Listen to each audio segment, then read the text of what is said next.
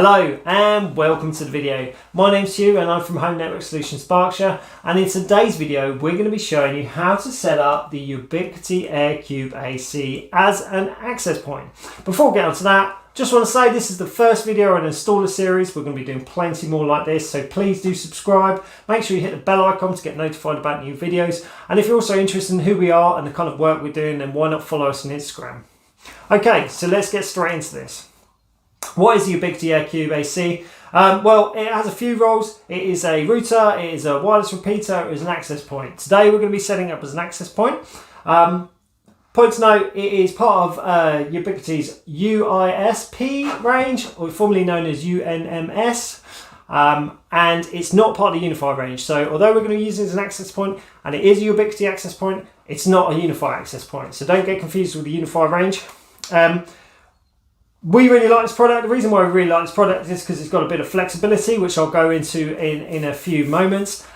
We use these in kind of garden offices, outbuildings, those kind of things where there's normally probably this is going to be on its own, but it just provides that kind of single source of Wi-Fi. We don't often use it as part of a larger setup in the home, but occasionally we do, very occasionally, but we do occasionally use this. It doesn't really integrate with Unify very well, so you do want to kind of keep this separate. It does obviously work with US ISP very well, so if you're using it in a point-to-point system, it's especially good, and I will explain more on that later. Okay, so as an access point, it is dual band, as the name suggests, AC, so it has 2.4 and 5 gigahertz radios in it. There is a kind of N version as well of this, which is about half the price, but it only does single band, so it's only a 2.4 gigahertz access point. We prefer this one. The price difference is not massive. This is around £60. I think that's around $80 in the US. So it's not particularly expensive, and it's a nice little product.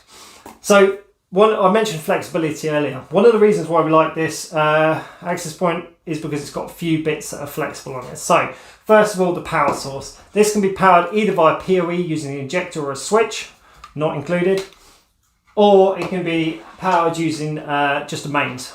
Point to note, if you're in the UK, you don't get a UK plug with this, you just get an adapter, but that's fine, it's not really an issue. So we normally use the power, and I'll explain a bit more about that in a minute. Just a bit of flexibility. If you did just want to run a single Ethernet cable down and use that to power the device, you can do that as well. So a bit of flexibility there already.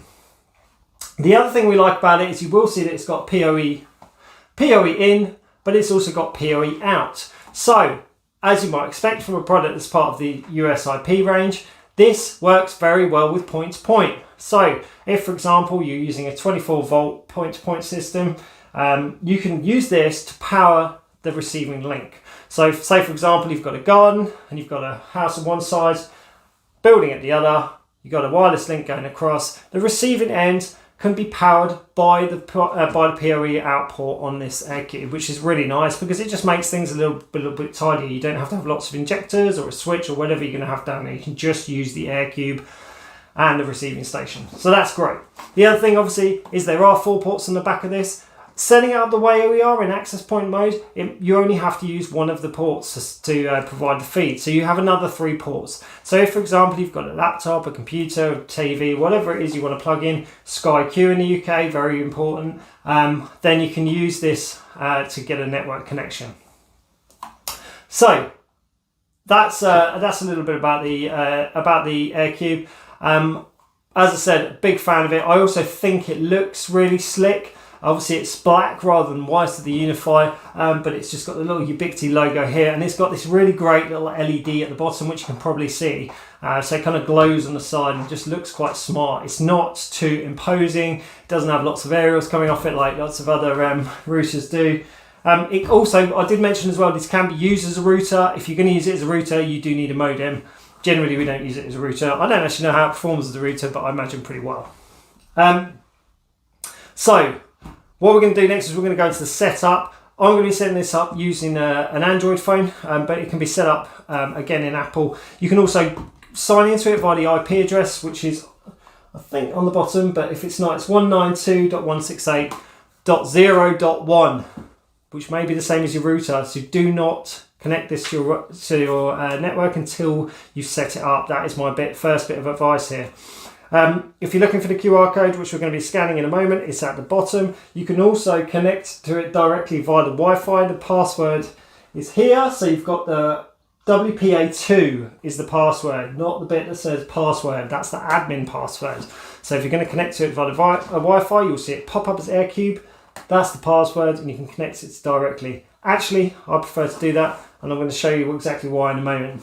So grab your phones, get the device switched on, connect to its Wi-Fi, and then we're going to scan the QR code and get this set up. So let's go on to the app.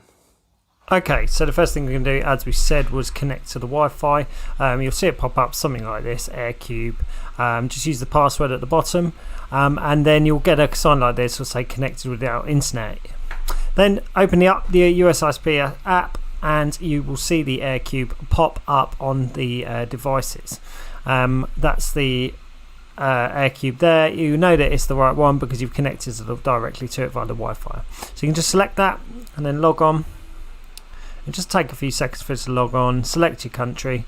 Unfortunately, we're in the UK, so we're right down at the bottom of the list. So we've got to scroll down a bit. Down to that one. Again, a bit of loading, and then we're going to get on to setting it up. Okay, so as you come in, obviously you can see the internet's not available. The first thing we're going to do is we're going to go into the configuration, which is in the top left-hand corner, and the three little bars. Select configuration. And then you'll get into these options here. So the first thing we're going to do is we're going to change the SSID, which is the Wi-Fi name, to something a little bit more user-friendly. So we just change the Wi-Fi, and the password, it's just going to be password. You can see here that there's two radios. There's a 2.4 and there's the 5 gigahertz. You can name these differently if you like. I prefer to keep them the same. That's just personal preference. I think having it separate is a bit old school these days. And again, we're just going to make that password the same. Just make sure you get this right when you're typing it in, so otherwise you don't get problems later down the line. Okay, so that's the Wi-Fi all set up, and then we're going to go across to network. So the most important change here is to take it out of router mode and put it into bridge mode. This means that it's going to get its IP address via DHCP, and it means that it's not going to conflict with any routers or anything else on the system. Also, I'm setting a fallback IP address here. That's just in case it disconnects from the network. I know which IP address to get it on. You can rename it here.